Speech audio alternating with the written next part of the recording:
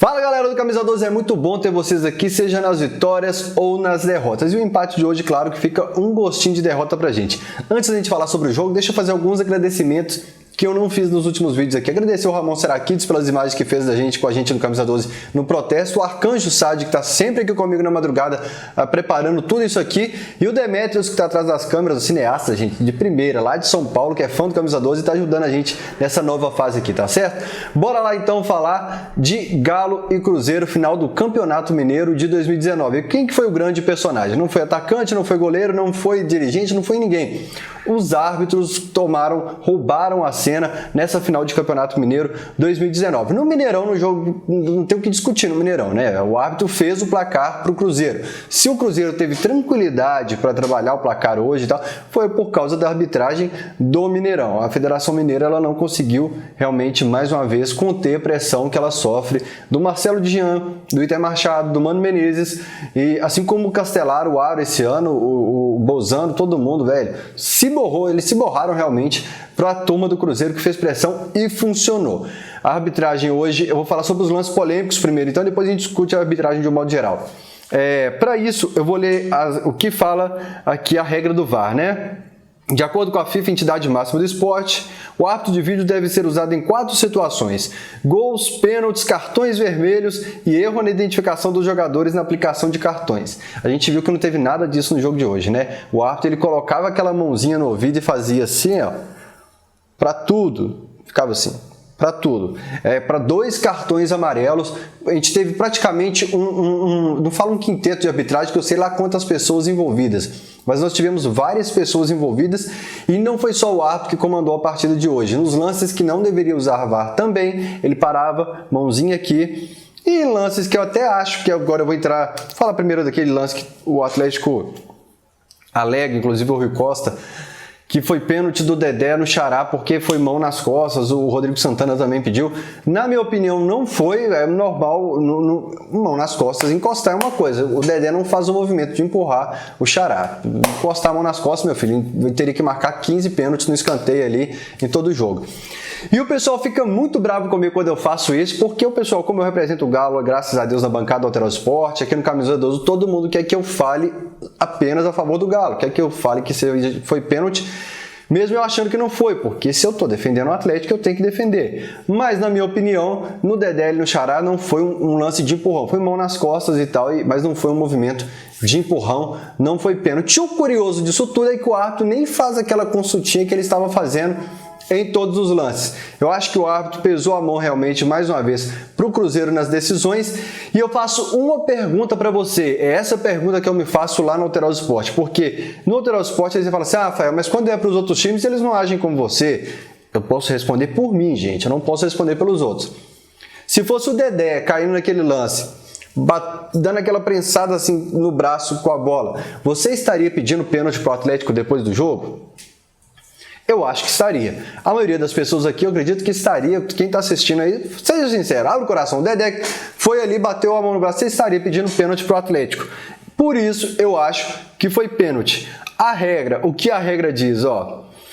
O que não constitui uma infração? Não constitui infração um zagueiro que dá um carrinho para travar uma finalização e vê a bola encostar em sua mão apoiada no chão. Ou seja, o Léo Silva teve o reflexo de apoiar no chão para cair e tal, no movimento natural ali, a bola resvala no chão. Eu acho que eu pediria, não vou falar se foi pênalti ou não, eu vou falar de uma forma que vocês vão entender. Se fosse o contrário, com o Dedé caindo ali, prensando aquela bola no braço, eu estaria pedindo pênalti para o Atlético. Então eu acho que a arbitragem decidiu para o Cruzeiro no Mineirão, e hoje ela foi infeliz por exceder no uso do VAR, que eu vejo já jornalistas em todo o país uma campanha contra o VAR, né? É triste esse país, gente. Os dois lados desse país, com um fã-clube pró ações erradas do meu partido preferido, do meu político favorito, e no VAR também eles querem que a justiça corra solta e que o futebol continue assim. Eu repito, eu prefiro um futebol um pouco mais chato, mais correto e honesto. Fael, mas não foi agora. O VAR está engatinhando, mas eu vejo esperanças nele lá na frente de que corrija muita injustiça no futebol. E o Atlético é um time muito injustiçado, foi mais uma vez nessa final de Campeonato Mineiro.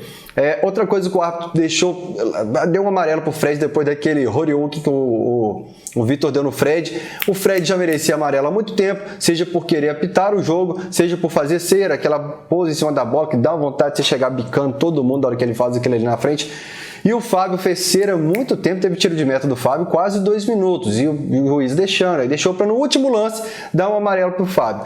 Exagerou na cera demais o Cruzeiro e a juizada deixou. Então eu falo assim, nos erros cruciais que o Atlético está questionando que teria errado a arbitragem, eu discordo, mas eu concordo que o árbitro teve mãozinha leve com o Cruzeiro no decorrer da partida, seja em lances do meio de campo e tudo mais. Agora, falar sobre como atuou o Atlético de uma forma geral. É difícil você sair da estaca 0, como estava o Atlético, e ir para uma nota 10. A gente evoluiu muito, nós evoluímos muito, é nítido, por mais que você esteja puto, que nós perdemos o título, que você está xingando Deus, você tem que assumir que o Atlético evoluiu muito, apresentou muito mais. O Mano, mais uma vez, insistindo nos ataques em cima do Guga, ele não ia investir no Fábio Santos, que apesar de estar mal demais, é cobra velha, como a gente viu hoje, melhorou muito. Ele queria insistir num menino de 20 anos, estava vivendo sua primeira final, assim, grande final na carreira, e por isso ele insistiu muito no Guga mais uma vez, assim como foi no Mineirão. Do lado de lá o Rodriguinho ficou muito apagado, né? Assim como no Mineirão aqui também. E no Atlético, quem se destacou, Elias, que vou citar 2 nomes que, assim, é porque nosso sentimento é o mesmo, o meu, o seu, não é porque eu sou jornalista, que eu trabalho informado, eu sou torcedor igual a todo mundo, o sentimento é o mesmo. Mata de raiva em jogos que a bola tá passando do lado deles, ele só dá aquela olhada assim, com aquela boquinha meio torta assim, e parece que tá disperso, que os caras vão para cima do Fábio Santos nas costas dele, parece que o Fábio Santos está no mundo da lua, e eu não entendo porque nesse jogo parece que os caras estavam mais ligados. Eu não estou falando de tática, de trabalhar a bola melhor, eu estou falando de estar mais atento, de não estar disperso. O Atlético hoje estava mais atento. Quantas bolas nós interceptamos no meio campo, na zaga, nas laterais, porque a gente estava mais atento, mais ligado na jogada, mais ligado no adversário. E aí entra um pouco mais de tática, de trabalho com bola, que o treinador pode ter passado a maneira como o adversário trabalha, e aí você já está atento, os caras têm a característica de trabalhar aqui, você já está atento para fazer interceptação e ligar o contra-ataque. Foi essa a minha pergunta para o Rodrigo Santana na coletiva após o jogo. Eu falei assim, Rodrigo, é nítido, essa frase, é nítida a evolução do time de lá para cá, mas se você pudesse evoluir em um ponto, qual seria? Porque eu falei com quem estava assistindo o jogo comigo que me incomoda muito a saída de bola do Atlético, a bica sem sentido, aquele negócio de recuar pro Vitor. Pelo amor de Deus, que o Vitor não consegue. O Vitor parece que bate com a chapa, ao invés de bater com o pé assim, ele bate aqui, que a bola vai na linha lateral na hora. O Atlético não sabe fazer essa ligação direta. Eu queria que ele me respondesse isso, de contra-ataque. Primeiro ele faz um joguinho político, eu quero a vitória, porque agora falta a vitória e tal. E depois ele fala, a ligação direta, eu quero melhorar a saída de bola, a forma como o Galo trabalha a bola. Eu vou usar de exemplo o adversário de hoje. E como vocês são bravos pra caramba nessa internet, vocês vão ficar bravos porque o adversário de hoje era o Cruzeiro. Mas quando for Flamengo, Corinthians e Palmeiras, eu vou usar exemplo. Quantas vezes o adversário de hoje usou o goleiro adversário, não vou nem citar nomes, usou o goleiro adversário para trabalhar a bola? O Galo insiste muito e o Vitor não tem essa qualidade com os pés. Teve uma bola que era contra-ataque pra gente, que o Ricardo Oliveira pega ela um pouco depois do meio de campo, que ele finca o pé no Vitor, e o Vitor tem que sair estabanado do gol e vira um lateral pro time adversário. A forma como a gente sai pro jogo tem que evoluir. Essa é uma peça-chave pra gente conseguir alguma coisa na terça-feira contra o Nacional. Eu não estou falando classificações, estou falando em terça-feira. Pra gente conseguir melhorar, ir pra cima, sair melhor com a bola no campo, no gramado. Falei aqui do Elias e do Fábio Santos. De uma maneira geral, gostei do time do Atlético, obviamente, né? O Zé Wellison, por exemplo, que eu pedi titularidade do Zé Wellison na TV aqui, todo pós-jogo pedia. Ele entrou, eu fiquei chateado com algumas atuações dele, mas falava, tenho medo que a gente teste todo mundo e a desorganização queime todo mundo. E o Zé hoje, com um time do Atlético mais organizado, o Zé rendeu aquilo que eu esperava, foi melhor, evoluiu mais. Falei do Fábio Santos, falei do Elias. Vou comparar com o time adversário, repetindo que eu não me importa quem está do lado adversário. Eu não vou... Ah, Rafael, mas contra o Boa você não comparou com o time adversário, porque é o Boa. Agora é um time que está na Série A do Brasileiro. Eu estou comparando com times do mesmo nível técnico do Atlético, que são times da primeira divisão do Campeonato Brasileiro, tá certo? Que são times que a gente vai enfrentar daqui para frente. Então, quando eu enfrentei o Boa, eu não comparei o Ricardo Oliveira com o atacante do Boa, com o Ademilson, que tem 44 anos. E eu vou comparar com o outro centroavante. O centroavante adversário hoje, por exemplo, ele saía mais pro jogo, ele foi participativo no intermediário, no meio campo, ele ligou ataque, ligou, e o Ricardo Oliveira desatento, disperso, apagado, tomando decisão errada. Mais uma vez, ele tem um negócio de que a hora que é para ele ganhar falta, ele faz falta, seja puxando, dando um tapa, ele... Enfim, Ricardo Oliveira, e sexta-feira no Alterosa Esporte eu falei do Xará, que... eu testaria algum esquema diferente, foi o que ele fez, né, com o Luan centralizado, o Giovani e o Xará pelas pontas, mas no meu esquema o Xará não entraria nele, porque realmente, olha só como que o time do Galo estava mais organizado hoje, e mesmo assim a linha de todo mundo fez assim, ó, o gráfico, Fábio Santos, Elias, Zé Welles, todo mundo foi subindo, e o Xará conseguiu manter e não me chamou a atenção. Espero que vocês comentem aí com a opinião de vocês, se vocês gostaram da atuação dele. Aliás, comentem, façam um resumão, faça o seguinte, coloca uma escalação Vitor, Google, e aí na frente você coloca uma nota do jogo e o que você achou do jogador em campo, que eu gosto demais de ler essas observações para vocês, beleza?